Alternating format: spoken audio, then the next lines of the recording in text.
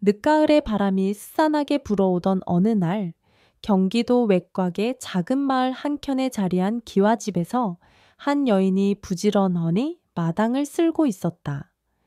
그녀의 이름은 박영숙, 나이 52. 햇볕에 그을린 피부와 굳은 살 박힌 손이 세월의 흔적을 고스란히 보여주었지만 부드러운 눈매와 단정히 묶은 머리에서 여전히 고운 기품이 묻어났다.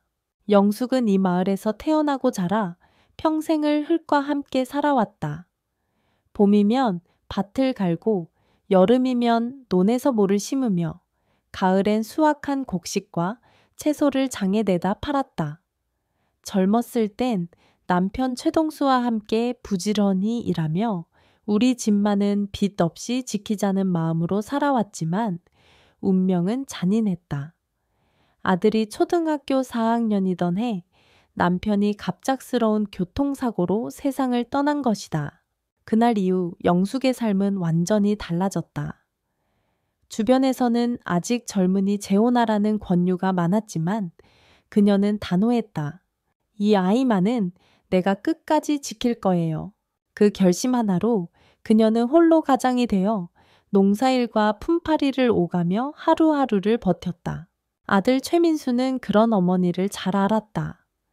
다른 아이들이 방과 후에 놀이터에서 뛰어놀 때 민수는 집으로 달려와 가마솥에 밥을 안치고 마당 한쪽의 돼지우리로 가서 사료를 주었다. 아직 손이 서툴러 흙투성이가 되기 일쑤였지만 그 모습은 영숙에게 가장 큰 위로였다. 민수는 공부도 잘했다. 시험 때마다 상위권을 놓친 적이 없었고 선생님들로부터 책임감 강한 아이라는 칭찬을 들었다. 하지만 영숙이 진정 자랑스러워했던 건 성적이 아니라 아들이 보여주는 마음 씀씀이었다. 어느 해 장마철 폭우가 쏟아져 집 근처 도로가 물바다가 되었던 날이 있었다. 학교에 가지 말고 집에 있으라는 어머니의 당부에도 민수는 우비를 입고 책가방을 둘러맨 채 빗속을 헤치고 나갔다. 비에 젖어 덜덜 떨면서도 학교에 도착한 그 아이의 모습은 그녀의 가슴 깊숙이 각인되었다. 내 아들 참 대견하다. 경제적으로 넉넉하진 않았다. 집 한 채와 작은 밭, 그리고 연식이 오래된 자전거 한 대가 전부였다. 하지만 영숙은 없는 건 돈이지, 사랑은 부족하지 않다는 생각으로 아들을 키웠다. 매일 새벽, 달기 울기 전에 일어나 도시락을 싸고 퇴근하는 길에는 민수가 좋아하는 분것빵 몇 개를 사들고 왔다. 그녀의 바람은 단 하나였다. 민수가 훗날 건강하고 떳떳하게 살아가면 그걸로 충분하다. 세월은 빠르게 흘렀다. 마침내 민수가 서울의 한 건축학과에 합격했다는 소식을 들은 날, 영숙은 한밤중까지 잠을 이루지 못했다. 이웃들이 이제 편하게 사시겠다고 말했지만 그녀는 웃으며 대답했다. 아직 멀었어요. 대학 보내려면 더 아껴야죠. 그 후 몇 년간 그녀는 마당에서 기르던 돼지를 팔아 등록금을 보탰고 심지어 알을 품은 닭까지 팔아 생활비를 마련했다. 누군가 그렇게까지 할 필요 있냐고 물으면 영숙은 늘 같은 대답을 했다. 이게 다 내 자식을 위한 거죠. 민수가 대학을 졸업하고 대형 건설사에 취직했을 때 영숙은 비로소 마음 한켠이 놓였다. 비록 초봉은 높지 않았지만 아들이 이젠 내가 어머니를 모실 차례라고 말했을 때 그간의 고생이 한순간에 보상받는 기분이었다. 최민수가 서울 생활에 적응한 지 3년째 되던 해 어느 늦가을 저녁 그는 전화를 걸어왔다. 엄마 주말에 같이 밥 먹어요. 소개할 사람이 있어요. 수화기 너머의 목소리는 평소보다 한결 들떠 있었다. 영숙은 설레는 마음을 감추지 못했다. 혹시 여자친구일까 하는 기대가 스쳤다. 약속한 날 서울 시내의 한 작은 한식집에서 영숙은 그 사람을 처음 만났다. 이름은 서지은, 민수와 같은 회사의 동료였다. 단정한 단발머리, 부드러운 미소, 그리고 첫 인사부터 허리를 깊게 숙이는 예의 바른 태도. 어머님, 처음 뵙겠습니다. 민수에게 항상 감사한 마음을 가지고 있어요. 그 한마디에 영숙의 마음은 단번에 풀렸다. 식사 내내 지은은 어른에게 깍듯했지만 억지스러운 느낌이 없었고 대화 중간중간 민수를 챙기는 눈길이 따뜻했다. 몇 달 뒤 두 사람은 결혼식을 올렸다. 하얀 드레스 차림의 지은을 바라보는 민수의 눈빛은 세상 그 누구보다도 부드러웠다. 영숙은 하객들의 축하 속에서 눈시울이 뜨거워졌다. 이제 내 아들에게 진짜 집이 생겼구나. 결혼 후 부부는 회사 근처의 소형 전셋집에서 살았다. 영숙은 시골집에 머물며 틈날 때마다 김치, 말린 나물, 고향의 대추를 상자 가득 보내주었다. 지은은 매번 전화를 걸어 어머님 덕분에 잘 먹고 있어요 라며 감사 인사를 잊지 않았다. 하지만 마음 한편에는 작은 바람이 있었다. 언젠가 가까이 살면서 손주 재롱도 보고 저녁상도 함께 차릴 수 있으면 좋겠다. 그 바람은 시간이 지나도 사라지지 않았다. 민수 부부가 결혼한 지 1년이 다 되어 가도록 손주 소식은 들려오지 않았다. 영숙은 대놓고 재촉하지는 않았지만 통화 끝마다 은근히 말을 꺼냈다. 민수야, 엄마가 아직 건강할 때 귀여운 손주를 안아보고 싶네. 민수는 웃으며 곧 좋은 소식 있을 거예요 라고 말했지만 지은은 조용히 웃기만 했다. 그러던 어느 날 영숙은 결심했다. 그래, 내가 직접 올라가서 같이 살아보자. 도와줄 것도 많고 혹시 옆에서 챙기면 더 편할지도 몰라. 그녀는 전화를 걸어 말했다. 민수야, 엄마가 며칠 올라가 있을게. 혼자 시골에 있으니 심심하기도 하고. 민수는 반가워했고 지은 역시 좋아요. 어머님 오시면 든든하죠. 라고 답했다. 이렇게 해서 세 사람의 첫 동거가 시작됐다. 서울행 버스 창가에 앉아 박영숙은 오래된 손가방을 무릎 위에 꼭 끌어안았다. 그 안에는 고향 텃밭에서 갔다 온 배추, 직접 담근 깍두기, 그리고 이른 아침에 찌은 쑥떡이 담겨 있었다. 지은이가 이런 거 좋아할까 하며 준비했지만 사실 이건 명분일 뿐이었다. 진짜 이유는 단 하나, 아들 부부 곁에 더 가까이 있고 싶어서였다. 결혼한 지 거의 1년, 민수와 지은 사이에는 아직도 그 소식이 없었다. 전화를 할 때마다 민수는 웃으며 엄마, 조금만 기다려요 라고 했지만 영숙은 알았다. 조금이란 말이 꼭 곧이라는 뜻은 아니라는 걸. 마을 친구들은 종종 말했다. 요즘 젊은 애들은 늦게 낳는 게 유행이래. 그냥 놔둬. 하지만 영숙은 달랐다. 나이가 들수록 체력이 떨어지는 걸 스스로 잘 알았다. 혹시라도 너무 늦게 손주가 태어나면 안아줄 힘조차 남아있지 않을까 두려웠다.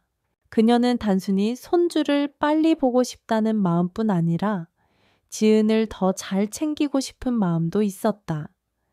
결혼 후 처음 봤을 때보다 지은의 얼굴빛이 한층 하얗고 말라 보였기 때문이다. 회사 일로 바빠서인지 아니면 도시 생활이 힘들어서인지 알 수는 없었지만 시골에서만 살아온 영숙 눈에는 분명 건강이 예전 같지 않아 보였다. 내가 옆에 있으면 밥이라도 제때 챙겨줄 수 있겠지. 혹시 몸이 안 좋아도 바로 병원에 데려갈 수 있고 그런 생각이 들자 마음이 조급해졌다. 결국 그녀는 전화기를 들고 아들에게 말했다. 민수야, 엄마가 며칠만 너희 집에 있을게. 도와줄 일 있으면 하고 아니면 그냥 밥이나 해주고 내려올게. 민수는 환하게 웃으며 엄마 오시면 집이 더 따뜻해질 거예요. 라고 말했다. 지은도 전화를 바꿔 받아 어머님 오시면 너무 좋아요. 저는 요즘 퇴근이 늦어서 집이 텅 빈 것 같거든요. 라며 반겼다. 그 말을 들은 영숙의 마음이 조금은 놓였다. 역시 내가 가는 게 좋구나. 그녀는 다음날 새벽 텃밭에 채소를 챙기고 닭장에 있는 달걀을 골라 넣었다. 이건 지은이가 아침에 먹으면 좋겠다며 손질한 것들이었다. 서울에 도착하자 아파트 입구에서 민수와 지은이 나와 그녀를 맞았다. 지은은 무거운 가방을 얼른 받아들며 환하게 웃었다. 어머님, 먼 길 오시느라 고생 많으셨어요. 그 순간 영숙은 알았다. 이제 이 집에서의 생활이 단순한 방문이 아니라 서로를 더 깊이 이해하고 엮어가는 새로운 시작이 될 거라는 걸. 아파트 현관문이 열리자 박영숙은 본능적으로 주위를 둘러보았다. 집안은 크지 않았지만 깔끔했다. 거실 한쪽에는 작은 책장이 놓여 있었고 주방은 간결하게 정리돼 있었다. 화려함은 없었지만 두 사람이 함께 부지런히 살아온 흔적이 곳곳에 묻어 있었다.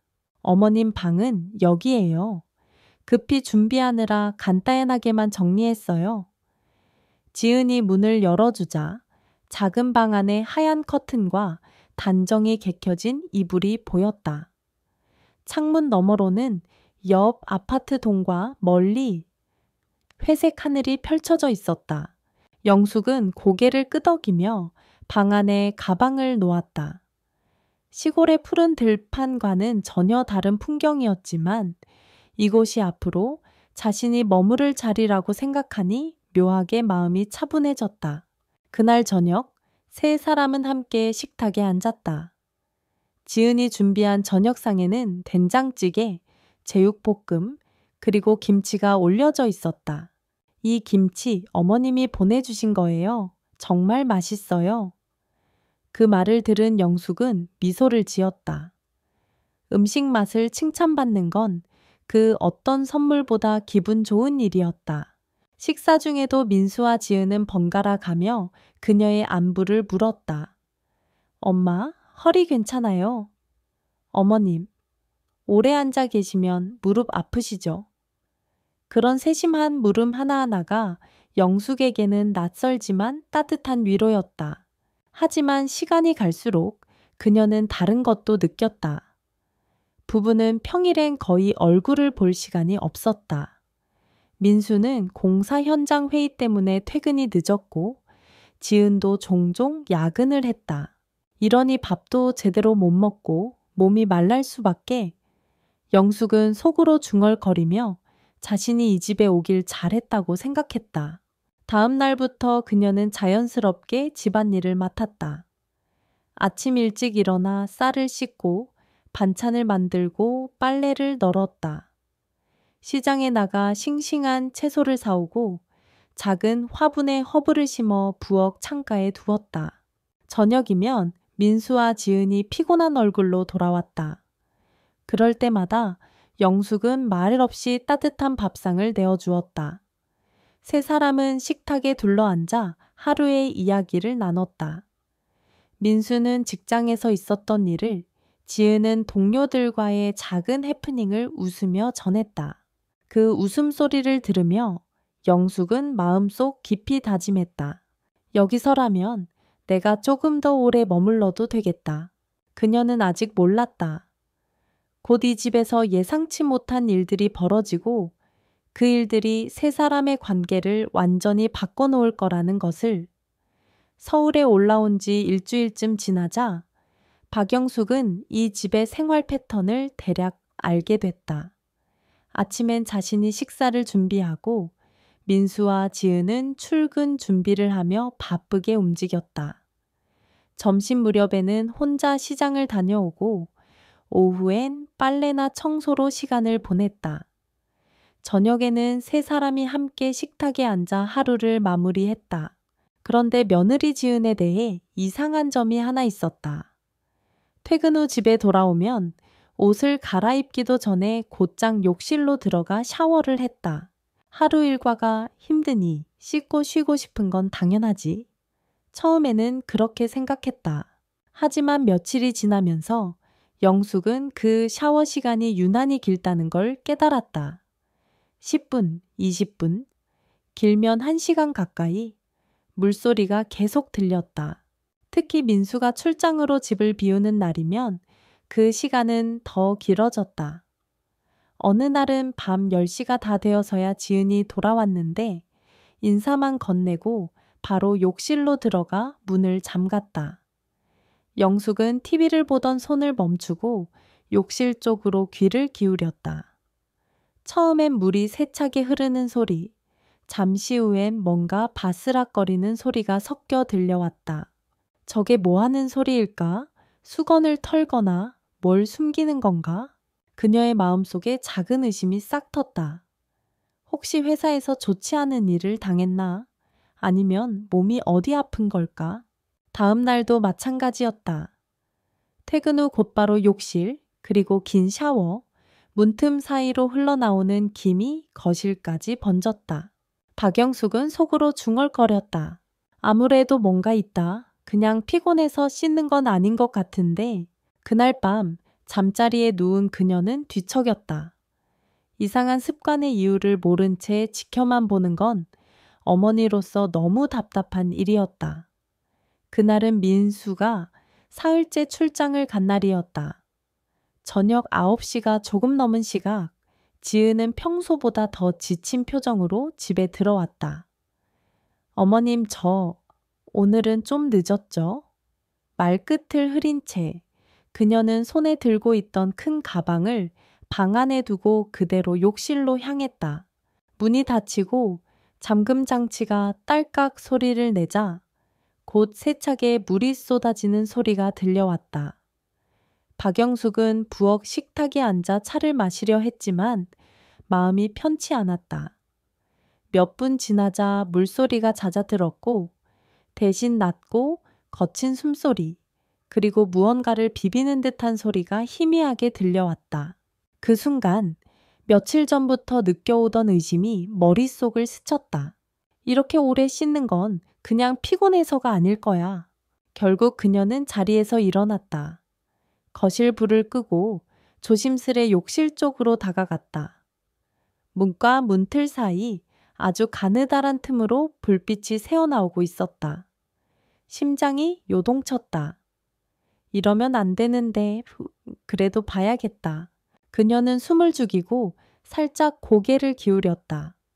그 순간 시야에 들어온 건 상상도 못한 광경이었다. 지은의 등이 거울 속에 비쳤는데 하얀 피부 위로 짙은 보라색과 붉은 자국들이 얼룩처럼 퍼져 있었다. 어깨에서부터 허리까지 마치 채찍에 맞은 듯한 길고 얇은 상처 자국, 그리고 군데군데 부어오른 자국이 선명했다. 박영숙의 손끝이 순간 차갑게 식었다. 누가 이런 짓을 한 거야? 지은은 수건으로 조심스레 상처 부위를 닦고 있었다. 표정은 무표정했지만 호흡은 가빠졌다. 마치 통증에 익숙해진 사람처럼 박영숙은 급히 몸을 뒤로 뺐다. 등 뒤로 차가운 벽이 느껴졌고 손이 덜덜 떨렸다. 그녀는 머릿속이 하얘진 채 부엌으로 돌아와 의자에 주저앉았다. 그날 밤 침대에 누워도 눈을 감을 수 없었다. 문틈 사이로 본 그 자국들이 한 번도 들어본 적 없는 지은의 숨소리가 계속 귀와 눈에 맴돌았다. 혹시 회사에서 누군가 괴롭히는 건 아닐까? 아니면 민수? 그 생각에 가슴이 철렁 내려앉았다. 아니야, 우리 민수는 절대... 그녀는 두 손으로 얼굴을 감쌌다. 무슨 일이 있든 이제는 그냥 두고 볼 수 없다고 마음속으로 다짐했다. 그날 밤 박영숙은 거의 뜬 눈으로 새벽을 맞았다. 욕실 문틈 사이로 본 지은의 상처들이 눈앞에서 떠나지 않았다. 살짝 부어오른 붉은 자국, 길게 뻗은 보라빛 멍, 그리고 군데군데 까진 피부. 그 모든 것이 마치 그녀의 마음에 그대로 새겨진 듯 숨 쉴 때마다 쓰라렸다. 도대체 누가? 왜 저 아이를 이렇게 만든 거야? 생각이 꼬리를 물수록 의심과 불안이 뒤섞여 가슴을 조여왔다. 아침이 되자 지은은 아무 일 없다는 듯 주방에 나와 아침을 준비했다. 어머님, 오늘은 제가 차릴게요. 그녀의 목소리는 여전히 차분했지만 그 손길에는 힘이 없었다. 접시를 옮기다 살짝 떨리는 손가락을 보자 영숙의 마음은 더 복잡해졌다. 그날 오후 민수에게 전화를 걸어 물어볼까 했지만 손이 휴대폰 위에서 망설였다.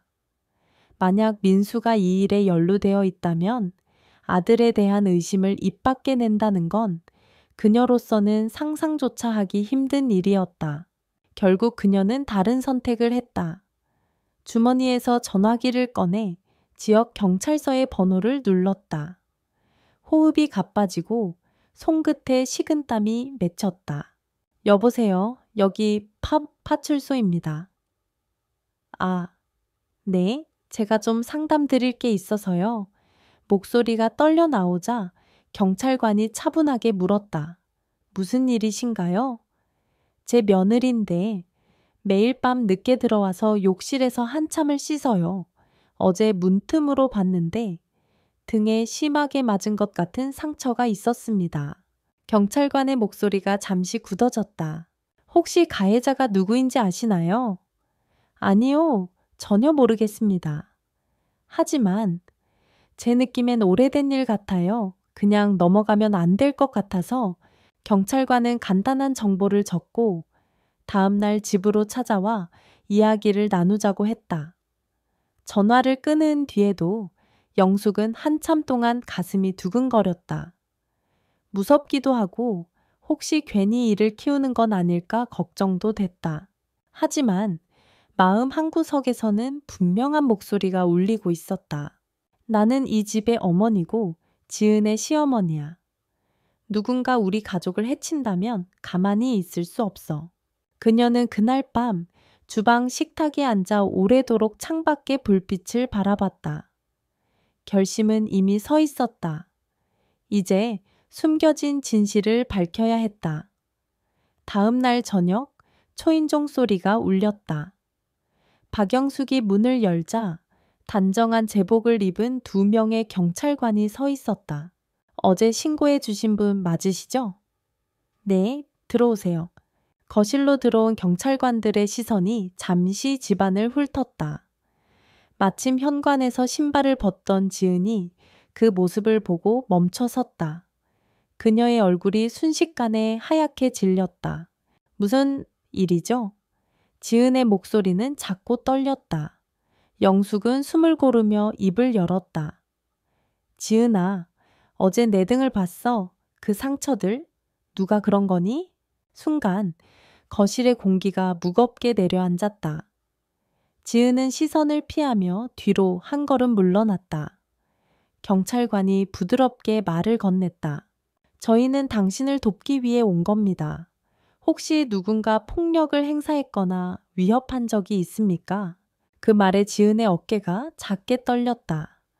잠시 후 꼭 다문 입술 사이로 쉰 목소리가 흘러나왔다. 아니에요. 아무도 저를 때린 적 없어요. 그건 제 잘못이에요.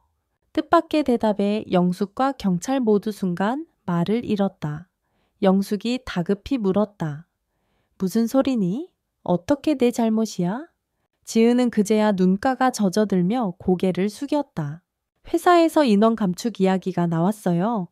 계약 만료도 얼마 안 남았는데 민수 오빠 혼자 벌어서 우리 집 살림하고 집 사는 꿈까지 이루기는 힘들잖아요. 그래서 저 밤마다 섬유 공장에서 아르바이트를 했어요. 그녀는 떨리는 손으로 뒷목을 만졌다.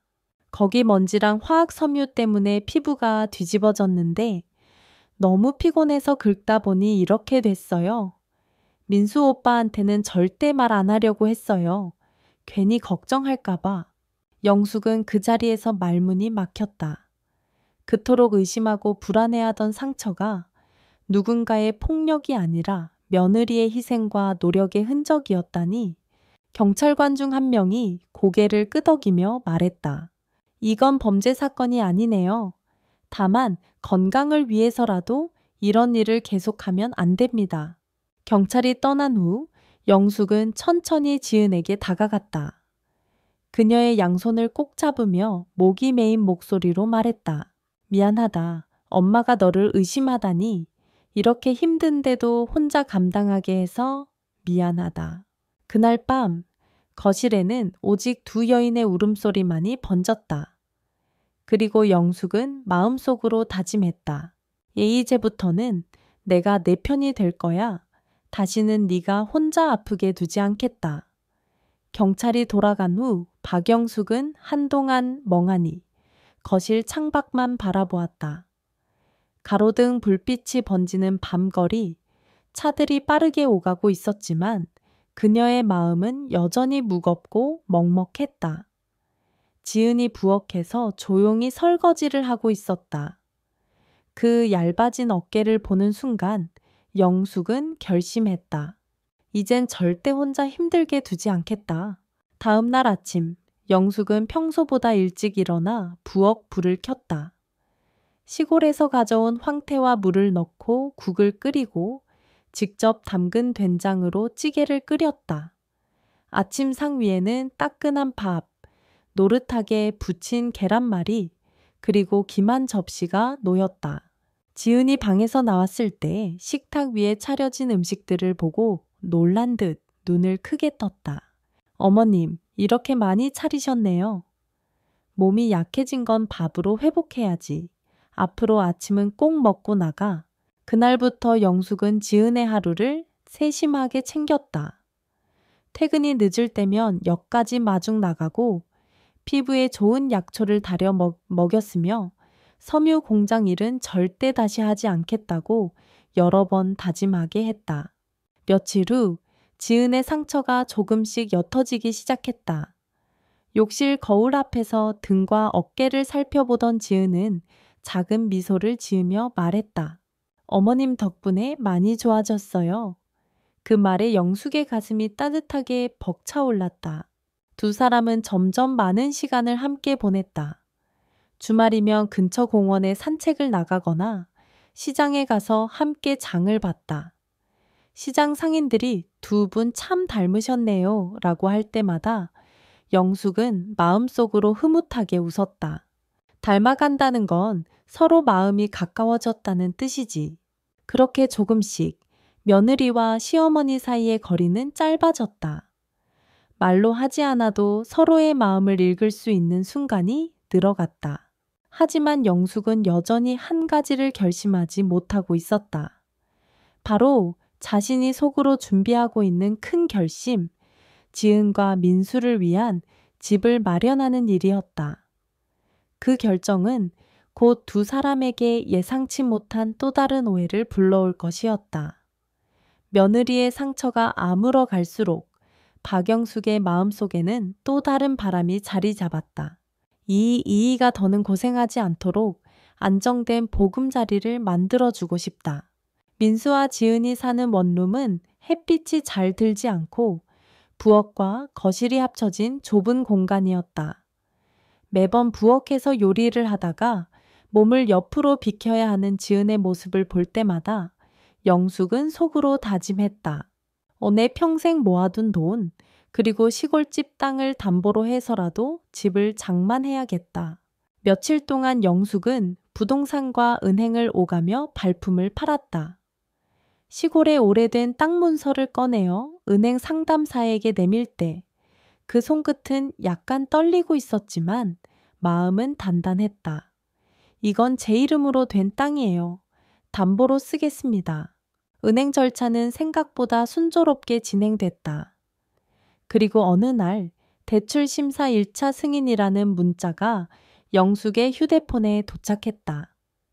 그 순간 그녀는 마음속으로 지은과 민수의 웃는 얼굴을 그리며 미소 지었다.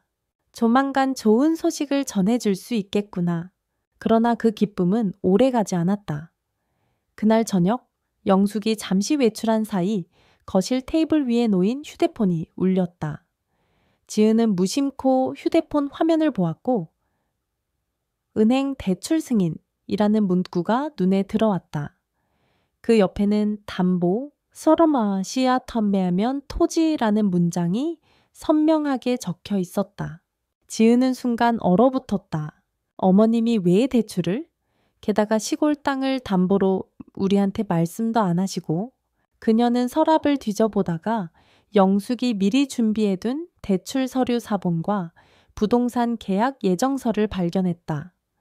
거기에는 소유주 이름란에 박영숙만 적혀 있었다. 민수와 자신의 이름은 어디에도 없었다. 지은의 머릿속은 순식간에 복잡해졌다. 혹시 우리를 믿지 않는 건가? 나중에 집을 사서 내 몫을 주지 않으려고 하나? 아니면 나를 가족으로 완전히 받아들이지 않은 건가? 그날 밤 영숙이 돌아오자 지은은 서류를 들고 거실 한가운데 서 있었다. 목소리는 떨렸지만 눈빛은 흔들리고 있었다. 어머님, 이건 뭐예요? 왜 저희에게 말씀도 안 하셨어요? 뜻밖의 질문에 영숙은 한동안 아무 말도 하지 못했다. 그녀는 놀람과 당황이 뒤섞인 표정으로 지은을 바라보다가 천천히 입을 열었다. 그건 너희를 위해 준비한 거야. 좋은 소식을 전하려고 했는데. 그러나 지은의 마음속 의심은 이미 피어나 있었다. 그 의심이 사라지기까지 두 사람은 또 한 번의 긴 대화를 마주해야 했다. 거실 공기가 눈에 보일 만큼 팽팽하게 얼어붙었다. 지은은 여전히 서류를 손에 쥔 채 목소리를 눌러 담았다. 어머님, 저희를 위해 준비하신 거라면 왜 한마디도 안 하셨어요? 민수랑 저 가족 아닌가요? 박영숙은 숨을 고르며 의자를 끌어와 앉았다. 지은아, 난 그냥 깜짝 선물처럼 하고 싶었어. 너희가 고생하는 걸 보니 빨리 집을 마련해 주고 싶었고, 하지만 지은은 고개를 저었다. 선물이라도 가족끼리는 상의해야 하는 거 아니에요? 게다가 서류엔 제 이름이 없잖아요. 혹시 저를 가족으로 완전히 인정하지 않으신 건가요? 그 말에 영숙의 눈이 커졌다. 그게 무슨 소리야? 난 그저 대출 절차가 간단해지니까 우선 내 이름으로만 진행한 거지. 나중에 집을 사면 당연히 민수랑 내 이름을 같이 올릴 생각이었어. 지은은 한숨을 내쉬며 서류를 테이블 위에 내려놓았다. 그런데 왜 그런 중요한 걸 미리 말씀 안 하셨는지 모르겠어요. 저 어머님께 믿음을 받지 못한 기분이에요. 박영숙의 목소리에도 점점 억울함이 섞였다. 지은아, 믿음이 없었다면 애초에 이런 일도 안 했겠지. 난 평생 모아둔 걸 다 걸었어. 너희를 위해서. 그러나 이미 마음속에 생긴 상처는 쉽게 아물지 않았다. 지은은 조용히 방으로 들어갔고 거실엔 영숙 혼자만이 앉아 있었다. 시계 초침 소리가 유난히 크게 들렸다. 영숙은 손을 무릎 위에 모은 채 속으로 중얼거렸다. 내가 뭘 잘못한 걸까? 아니면 선의를 전하는 방식이 틀린 걸까? 그날 밤 부부의 방에서는 작은 목소리로 대화가 오갔다. 민수는 어머니의 의도를 이해하려 했고 지은은 마음속 불안을 털어놓았다. 그 대화가 끝났을 때 민수는 깊은 한숨을 쉬었다. 내일 셋이서 제대로 얘기하자. 오해를 풀어야 해. 하지만 이 작은 균열은 그날 이후로도 며칠간 남아 있었다. 아침 식탁에서 주고받는 대화는 짧아졌고 눈빛은 쉽게 마주치지 않았다. 다음 날 저녁, 민수는 퇴근하자마자 두 사람을 거실로 불러 모았다. 탁자 위엔 따뜻한 보리차가 김을 올리고 있었고 민수는 차분히 말을 꺼냈다. 어머니, 지은아, 오늘은 서로 오해를 풀고 싶어요. 어머니 마음도 지은 마음도 다 이해하니까. 박영숙은 지은을 잠시 바라보다가 낮게 말했다. 지은아, 어제는 내가 말을 제대로 못했네. 난 너를 딸처럼 생각해. 그래서 집 문제를 빨리 해결해 주고 싶었어. 그런데 내 이름을 안 넣은 건 절대 널 배제하려고 한 게 아니야. 그저 절차가 복잡해질까봐 그랬던 거지. 지은은 그 말에 눈시울이 붉어졌다. 저도 어제는 너무 예민했어요. 어머님이 평생 지켜온 땅을 담보로 잡으셨다는 걸 알고 나니 감사함보다 걱정이 먼저 들었어요. 혹시나 나중에 그게 부담이 될까봐. 민수는 두 사람의 손을 번갈아 잡으며 부드럽게 말했다. 집은 우리 모두의 집이에요. 앞으로 중요한 일은 셋이서 상의하고 누가 혼자 짊어지지 않도록 합시다. 그 순간 박영숙은 자리에서 일어나 지은 곁에 앉았다. 그녀는 조심스럽게 지은의 손등을 감싸쥐었다. 나도 미안하다, 지은아. 너 힘들게 할 생각은 전혀 없었는데 앞으로는 절대 혼자 결정하지 않을게. 지은도 고개를 끄덕이며 속삭였다. 저야말로 죄송해요, 어머님. 저도 더 믿고 더 솔직하게 말씀드릴게요. 짧은 침묵 뒤 두 사람은 조용히 서로를 안았다. 민수는 그 모습을 보며 안도한 미소를 지었다. 그날 밤 주방에서는 세 사람이 함께 저녁을 준비했다. 칼로 채소를 써는 소리, 냄비에서 보글거리는 찌개의 소리, 그리고 그 사이사이 웃음소리가 다시 돌아왔다. 오해는 풀렸고 마음의 문이 조금 더 넓게 열렸다. 박영숙의 눈깬 미묘한 주름이 더 깊어졌지만 그 안엔 안도와 행복이 함께 스며 있었다. 오해가 풀린 지 며칠 뒤 민수는 주말 아침 식탁에 신문과 노트를 들고 나왔다. 어머니 지은아, 오늘은 우리 셋이 부동산 돌아다니면서 집 구경해요. 박영숙은 처음엔 굳이 서두를 필요 있겠니? 하면서도 민수의 단호한 표정에 고개를 끄덕였다. 지은은 마음속에서 은근한 설렘이 일었다. 비록 대출과 부담이 뒤따르더라도 함께 꾸리는 집이라는 사실이 그녀를 들뜨게 했다. 첫 번째로 방문한 곳은 지하철역에서 도보 10분 거리의 소형 아파트였다. 방 2개와 작은 거실, 그리고 남향 발코니가 있는 곳, 햇살이 부드럽게 스며드는 거실을 보며 지은은 속으로 그렸다. 아침마다 발코니에서 커피를 마시고 옆에서 아이가 웃는 모습을. 두 번째로 간 집은 조금 더 넓었지만 역에서 멀고 주변이 한적했다. 박영숙은 창밖을 바라보다가 말했다. 여기는 조용하니 좋긴 한데 지은이 출퇴근이 불편하겠다. 그 말에 지은은 가슴이 따뜻해졌다. 예전 같았으면 단순히 값이 싸다는 이유로 밀어붙였을지도 모를 일. 하지만 이제 어머니는 자신과 민수의 생활을 먼저 생각하고 있었다. 오후가 되자 세 사람은 근처 카페에 앉아 각자 적어온 장단점을 비교했다. 민수는 노트에 큰 동그라미를 치며 말했다. CEO 번째 집이 좋지만 대출 금액이 조금 커요. 그래도 셋이 힘을 합치면 충분히 가능할 것 같아요. 박영숙은 잠시 침묵하다가 조용히 말했다. 내가 조금 더 보태줄게. 대신 새 집에선 내가 꽃을 마음껏 키울 수 있는 발코니 한쪽만 줘. 그 말에 지은은 활짝 웃었다. 당연하죠. 발코니는 어머님 전용 화원으로 만들어요. 그 순간 세 사람은 서로를 바라보며 웃었다. 집이라는 공간이 단순한 건물이 아니라 함께 꿈꾸고 꾸미고 살아갈 우리의 터전임을 모두가 느끼고 있었다. 그날 저녁 집으로 돌아가는 길에 박영숙은 작은 화분 가게 앞에서 발걸음을 멈췄다. 분홍빛 카네이션 한 송이를 사서 지은에게 건네며 말했다. 이건 새 집에 가면 창가에 두자. 오늘 하루 참 좋았다. 지은은 그 꽃을 품에 안고 고개를 끄덕였다. 이제 이 셋은 진짜 같은 방향을 보고 걷고 있었다. 계약이 성사된 날, 세 사람은 마치 오래 기다린 결승선을 통과한 선수들처럼 서로를 끌어안았다. 그러나 기쁨은 잠시 본격적인 이사 준비라는 새로운 과제가 눈앞에 놓였다. 박영숙은 오래된 수첩을 꺼내어 한 페이지를 펴더니 말했다. 여기에 필요한 준비 목록을 써보자.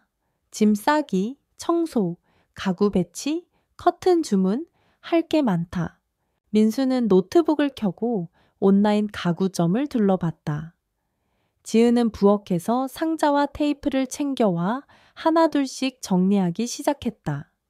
세 사람의 손과 머리는 쉴 틈이 없었다.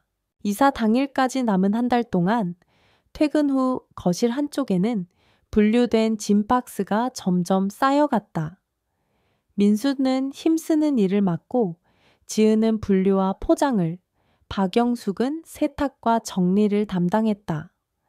작업 중 서로 부딪히기도 했지만 그럴 때마다 민수는 우리 팀워크 좋은데요 하며 웃음을 띄워 긴장을 풀었다.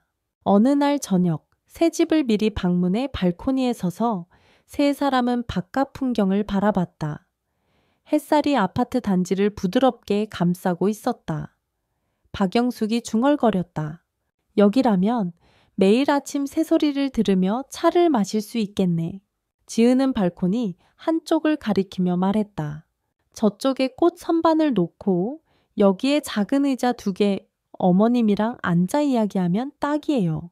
그 말을 들은 박영숙의 눈가가 살짝 젖었다. 이제 이곳은 단순한 새 주소가 아니라 세 사람의 추억이 쌓일 집이 되어가고 있었다. 이사 하루 전날 민수는 대형마트에서 마지막으로 필요한 생활용품을 잔뜩 사왔다. 지은은 박영숙이 좋아하는 차 세트를 따로 포장해 새 부엌 첫 장에 넣어두기로 했다. 이건 새집 개업 선물이에요. 첫날 아침 다 같이 마셔요. 이사 당일 아침 날씨는 맑고 바람은 선선했다. 짐차가 도착하자 세 사람은 서로 역할을 나눠 빠르게 움직였다. 이웃들이 지켜보는 가운데 박영숙은 연신 어서 집이 정리되면 차 한잔 하러 오세요 라며 인사를 건넸다. 그날 저녁 아직 박스가 산더미처럼 쌓여있는 거실 한가운데에서 세 사람은 배달 음식으로 첫 식사를 했다. 플라스틱 컵에 담긴 탄산음료로 건배를 하며 민수가 말했다. 여기서부터 시작입니다. 앞으로 더 행복하게 살아요. 그 순간 서로의 눈빛 속에는 함께 만든 집을 지켜나가겠다는 단단한 약속이 담겨 있었다. 이사한 지 2달쯤 되었을 때였다. 어느 주말 아침 지은이 부엌에서 허리를 굽힌 채 싱크대 앞에 서 있더니 갑자기 손으로 입을 막고 화장실로 뛰어갔다. 뒤따라간 박영숙이 걱정스러운 얼굴로 물었다. 지은아, 어디 아프니? 지은은 얼굴이 창백한 채 고개를 저었다. 아니에요. 그냥 속이 좀. 그날 오후 민수와 함께 병원에 다녀온 지은은 환하게 웃으며 거실로 들어왔다. 손에는 병원 봉투와 함께 초음파 사진이 들려 있었다. 어머님, 저 임신했어요. 박영숙은 눈이 동그래지더니 곧 2 손으로 지은의 손을 꼭 잡았다. 정말이야. 아이고 잘 됐다. 이제 우리 집에도 아기 울음소리가 들리겠구나. 그날 저녁 집안은 오랜만에 잔치 분위기였다. 민수는 설렘을 감추지 못했고 박영숙은 부엌에서 몸에 좋은 음식을 부지런히 준비했다. 그러나 기쁨도 잠시 곧 세대 차이에서 비롯된 갈등이 시작됐다. 다음 날 아침 박영숙은 시골에서 가져온 인삼과 전복을 꺼내왔다. 임신했을 땐 보양식이 최고야. 이걸 달여서 마셔. 하지만 지은은 고개를 저었다. 어머님, 요즘은 인삼 같은 건 임신 초기에 안 먹는 게 좋아요. 의사도 그렇게 말씀하셨어요. 그 순간 박영숙의 얼굴이 굳어졌다. 아니, 내가 셋째까지 낳아본 사람인데 옛날엔 다 그렇게 해서 튼튼하게 키웠어. 시대가 바뀌었잖아요. 지금은 다른 방법이. 대화는 점점 날이 서기 시작했다. 민수가 중간에서 그만, 둘 다 맞는 말이에요. 라며 웃어 넘기려 했지만 저녁 식사 때에도 미묘한 침묵이 흘렀다. 그날 밤 지은은 방 안에서 남편에게 속삭였다. 나 그냥 내 방식대로 조심하고 싶은데 어머님이 계속 옛날식으로 하라고 하셔서 힘들어. 민수는 한숨을 쉬며 말했다. 내일 내가 이야기할게. 서로 조금만 양보하면 돼. 하지만 박영숙도 자신의 마음속 답답함을 누를 수 없었다. 내가 며느리와 아기를 위해 이렇게 신경 쓰는데 왜 자꾸 거절하는 걸까? 이렇게 기쁨 속에서도 서서히 갈등의 그림자가 드리우기 시작했다. 다음 날 아침 민수는 출근 전에 부엌에서 어머니와 단둘이 마주 앉았다. 식탁 위에는 아직 김이 오르는 미역국이 놓여 있었지만 분위기는 차갑게 식어 있었다. 민수는 조심스럽게 입을 열었다. 엄마, 지은이 요즘 입덧이 심해서 냄새만 맡아도 힘들대요. 엄마 마음은 알지만 조금만 방법을 바꿔주면 안 될까요? 박영숙은 잠시 숟가락을 내려놓았다. 내가 뭘 잘못했니? 다 아기 위해서지. 내가 이렇게 안 챙기면 누가 챙겨? 엄마가 잘못한 건 아니에요. 그런데 세대마다 방법이 다르잖아요. 엄마가 하시던 방식이 틀린 건 아니지만 지은이도 요즘 방식대로 하고 싶어 해요. 박영숙은 속으로 서운함이 밀려왔다. 아들을 위해 평생 헌신해온 자신이 며느리에게는 불필요한 존재처럼 느껴지는 순간이었다. 하지만 아들의 진지한 표정을 보자 마음 한켠이 풀어지기 시작했다. 그날 오후 박영숙은 인터넷을 켜고 임신 초기 식단이라는 키워드를 검색했다. 수십 개의 글과 영상을 보며 예전과는 다른 정보들이 많다는 걸 깨달았다. 그래, 세상이 바뀌었는데 나도 좀 배워야지. 저녁이 되어 지은이 방에서 가우 거실로 나갔을 때 식탁 위에는 전복죽 대신 따뜻한 귀리죽과 잘게 썬 과일이 놓여 있었다. 그 옆에는 삐뚤빼뚤한 글씨로 적힌 쪽지가 있었다. 요즘 방식대로 해봤어. 우리 아기 건강하게 키우자. 지은은 순간 울컥했다. 어머님, 감사합니다. 저도 어머님 마음 잘 알아요. 앞으로는 뭐든 상의 드릴게요. 그날 밤 부엌에서 설거지를 하던 민수는 웃음소리가 거실에서 흘러나오는 걸 듣고 미소를 지었다. 어머니와 아내가 나란히 앉아 TV를 보며 대화를 나누고 있었고 그 사이는 더 이상 날카롭지 않았다. 그 순간 민수는 확신했다. 이 집의 평화는 완벽함에서 오는 게 아니라 서로 한 발씩 다가서는 데서 온다는 것을 겨울비가 촉촉히 내리던 어느 날 부엌에서 국물 끓는 소리가 났다. 박영숙은 아침 일찍 일어나 지은을 위해 삼계탕을 준비하고 있었다. 하지만 갑자기 눈앞이 빙글 돌며 손에서 국자가 미끄러졌다. 탕!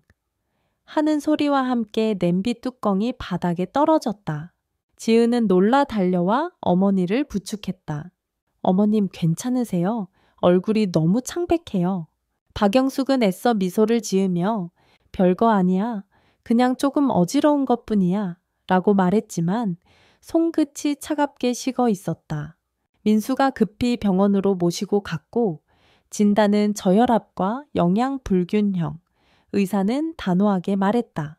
당분간 절대 무리하면 안 됩니다. 특히 장시간 서 있는 거나 무거운 일은 피하세요. 그날 이후 집안 풍경은 바뀌었다. 부엌에 서 있는 사람은 더 이상 박영숙이 아니었다. 지은이 앞치마를 두르고 무겁지 않은 메뉴를 하나씩 준비했다. 박영숙은 거실 의자에 앉아 손자처럼 아직 뱃속에 있는 아기를 상상하며 조용히 지켜봤다. 처음엔 어색했다. 평생 남을 챙기던 사람이 갑자기 챙김을 받는 자리에 앉으니 무언가 빚을 지는 듯 마음이 불편했다. 그러나 어느 날 지은이 따뜻한 생강차를 건네며 말했다. 어머님, 이제는 제가 어머님을 지킬 차례예요. 어머님이 없으면 저와 아기도 힘들어요. 그 말을 듣는 순간 박영숙의 눈가가 젖었다. 그동안 자신이 주는 사람이라고만 생각했는데 이제는 받는 사람이 되어도 괜찮다는 걸 처음으로 느꼈다. 민수는 퇴근 후 부엌에서 두 여인이 함께 웃으며 저녁을 준비하는 모습을 보았다. 하나는 의자에 앉아 채소를 다듬고 다른 하나는 조심스럽게 냄비를 저었다. 그 장면은 더 이상 시어머니와 며느리가 아니라 진정한 가족의 모습이었다. 박영숙이 병원에서 돌아온 후 집안은 조금씩 달라지기 시작했다.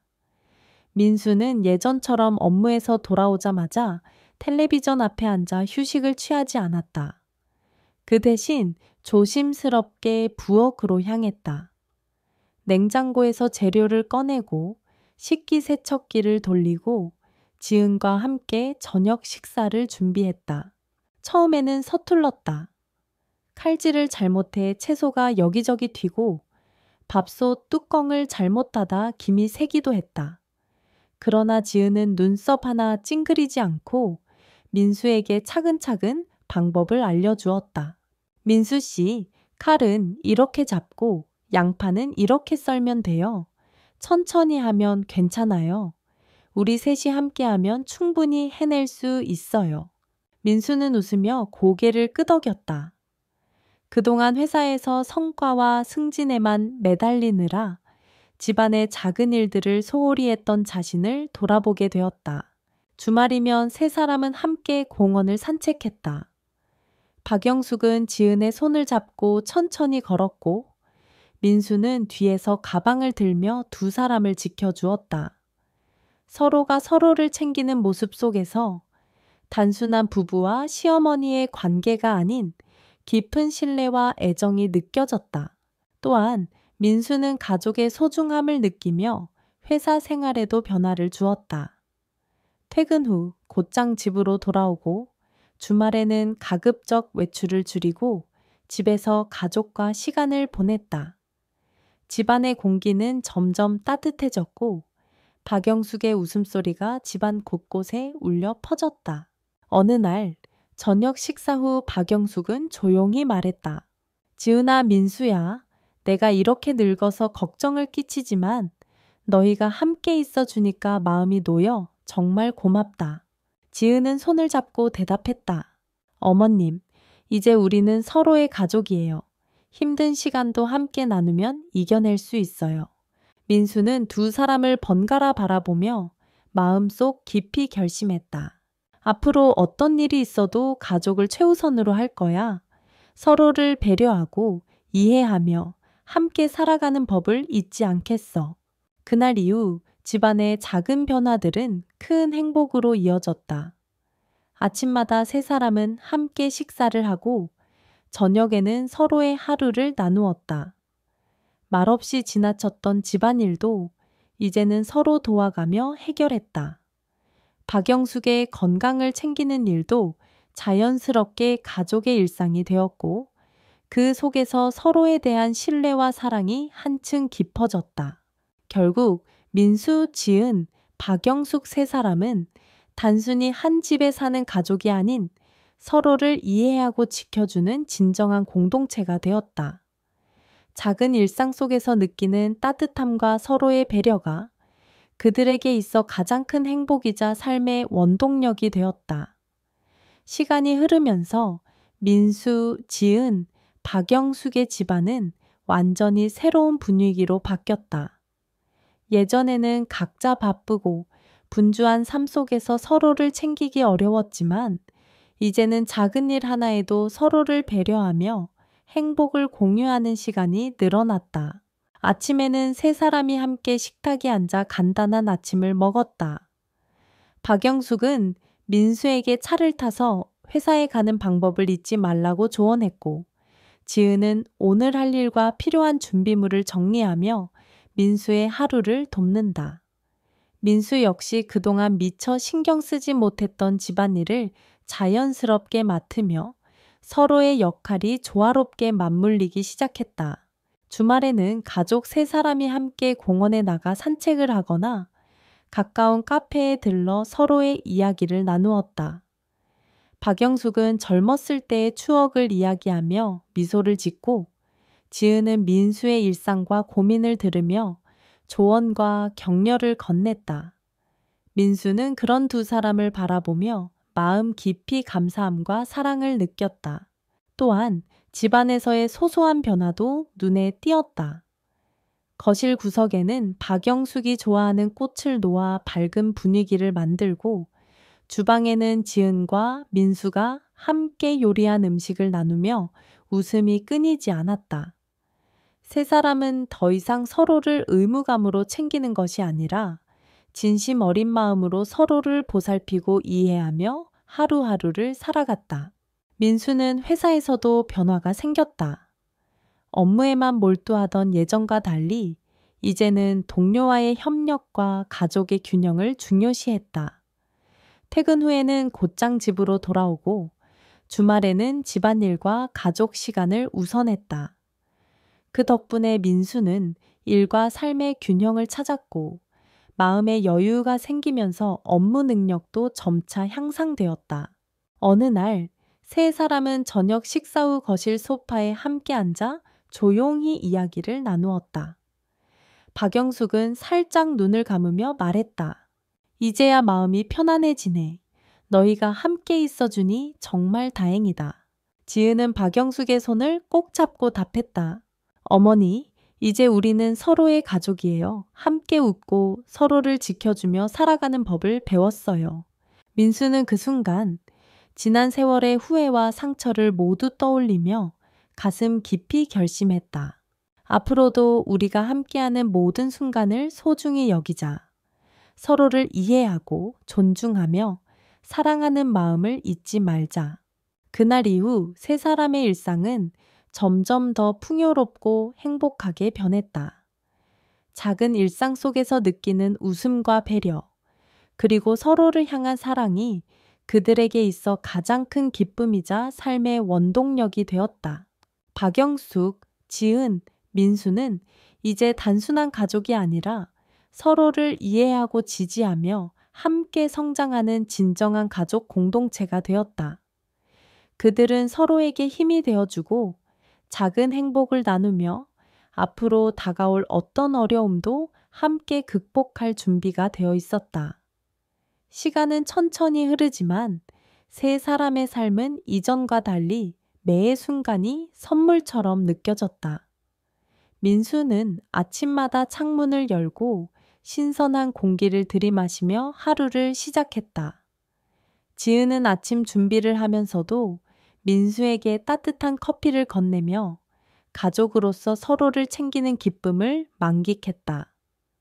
박영숙은 두 사람의 모습을 흐뭇하게 바라보며 이제야 자신이 그토록 바랐던 가족의 평화가 찾아왔음을 느꼈다. 민수와 지은은 함께 작은 집 안팎을 가꾸기 시작했다. 주말마다 마당에서 꽃을 심고 작은 채소밭을 가꾸며 손수 키운 작물로 요리를 했다. 박영숙은 그 곁에서 어린 손자처럼 두 사람의 활동을 도우며 그간 마음 한구석에 남아있던 외로움과 상처를 서서히 치유했다. 가까운 이웃들과의 관계도 한층 돈독해졌다. 민수는 옆집 주민에게 작은 도움을 주고 지은은 동네 모임에서 적극적으로 참여하며 박영숙 역시 건강한 일상을 공유하면서 서로에게 힘이 되는 존재로 자리 잡았다. 이제 그들은 단순히 함께 살아가는 가족이 아니라 서로의 삶에 적극적으로 참여하고 영향을 주는 진정한 공동체가 되었다. 한편 민수는 직장에서의 책임과 역할도 다시 정의했다. 이전에는 업무 성과만 중시하며 무리하게 자신을 몰아붙였지만 이제는 일과 가정의 균형을 맞추며 건강과 행복을 우선시했다. 동료들은 민수의 변화를 보고 놀라워했으며 그는 자연스럽게 리더십과 인간적인 신뢰를 동시에 얻을 수 있었다. 어느 늦은 저녁, 세 사람은 거실에서 따뜻한 차를 마시며 미래를 이야기했다. 박영숙이 조용히 말했다. 우리 앞으로 어떤 일이 생기더라도 서로에게 기대고 이해하고 사랑하며 살아가자. 지은은 웃으며 답했다. 맞아요, 어머니. 이제 우리는 어떤 어려움도 함께 극복할 수 있어요. 민수는 잠시 두 사람을 바라보다가 마음속 깊이 다짐했다. 지난날의 후회와 상처를 반복하지 않겠다. 서로의 마음을 존중하고 지금 이 행복을 지키며 살아가자. 그 후로 세 사람의 일상은 작은 행복으로 가득 차올랐다. 아침에 소소한 인사, 저녁에 따뜻한 식사, 주말에 산책과 웃음, 그리고 서로의 이야기를 나누는 시간들이 그들에게는 무엇과도 바꿀 수 없는 소중한 순간이 되었다. 박영숙, 민수, 지은의 삶은 이렇게 변모했다. 더 이상 외로움과 불안에 시달리지 않고 서로의 존재를 인정하며 진정한 가족의 의미를 몸소 실천하는 나날이 이어졌다. 그리고 그들 앞에는 여전히 도전과 어려움이 있을 수 있었지만 세 사람은 확신했다. 서로를 향한 신뢰와 사랑, 그리고 배려가 있다면 어떤 어려움도 함께 이겨낼 수 있다는 것을. 마지막 장면, 세 사람은 함께 거실 창가에 앉아 노을을 바라본다. 붉게 물든 하늘을 배경으로 서로의 손을 꼭 잡은 채 미래를 향한 희망과 행복을 마음 깊이 새기며 이제 진정한 가족으로서의 삶을 살아가기로 약속한다.